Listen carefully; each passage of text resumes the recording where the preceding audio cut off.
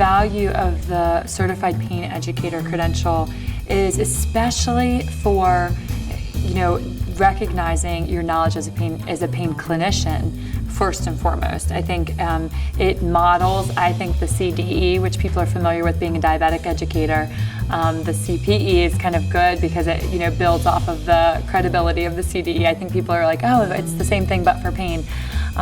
Especially for the world of allied health professionals, I think it can be a real value-added credential to have, because I know from my practice, being a pharmacist, there's not really anything in my title, in my credentials, that board certification is not very specific. As a pharmacotherapy specialist, it's very general board certification available for pharmacy right now.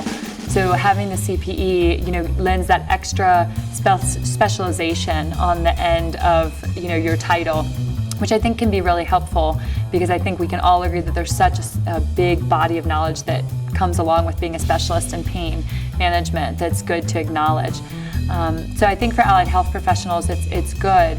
Having done a residency in pain and palliative care, I think is good, but that's buried on your CV somewhere that isn't evident that you have that knowledge, that specialized knowledge. So I think the CPE really puts it out there to say, this is what I do for a living, is treat patients in pain. So that's what I found to be the big value for CPE.